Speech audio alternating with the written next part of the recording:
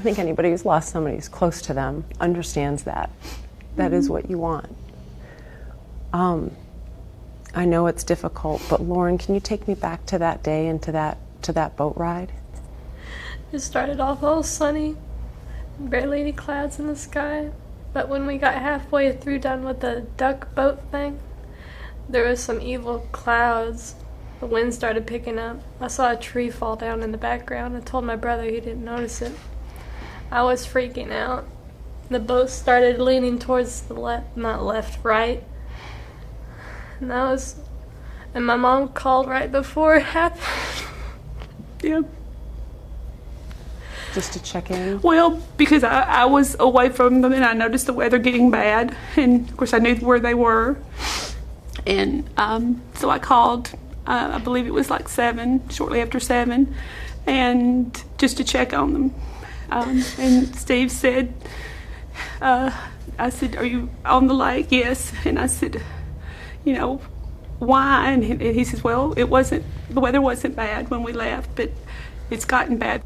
Loren, what happened at that point when your dad hung up with your mom? Water started flooding in the boat right before it sank. Everybody was in shock. The guy didn't tell us to put on life jackets. He was in shock too.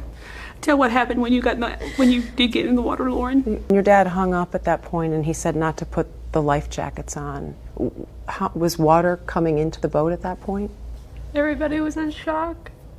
There was little kids all around us. I know most of them didn't make it. They were the nicest people in that boat. There's a lot of old people. We were surrounded by them. There were ones in front of us. And in the... How did you make it out? I don't know. Do you remember how you got to safety once you were in the water and you'd gotten to the surface? I remember after I helped those people, I remember clinging onto that side, you know, the port from deck or whatever. On the boat? Well, not boat, but it's when the land connects to the boat. Oh, okay, on the dock? Yeah. We were some people were hanging on it for dear life. So had you swam over? Did you swim over there? No, the waves just pushed me there. I got scrapes from it. I got scraped on my toe. I don't remember how I did that. I know that they're just beginning their investigation. Are you angry? Do you have questions?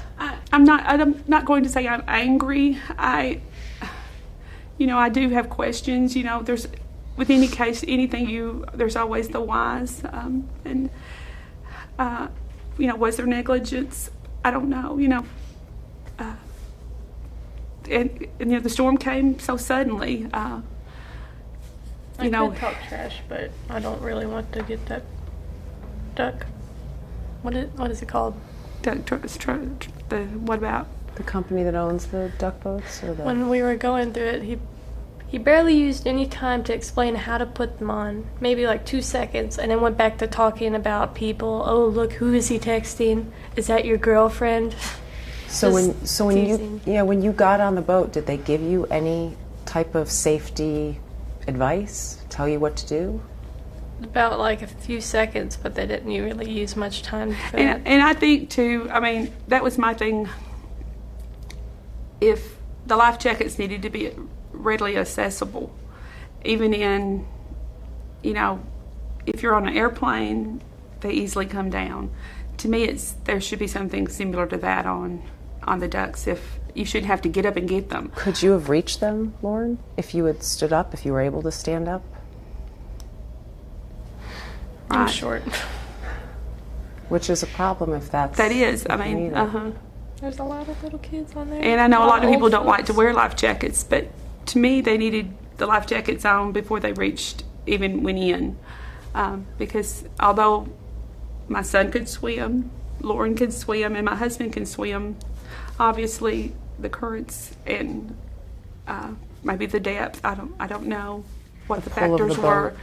Because when we've seen the boats, obviously they weren't on the water, but with that roof that's over it. So when you were trying to get out, how were you able to get out? We had to move that plastic thing to protect us from the water spraying on us from the wind getting in our eyes.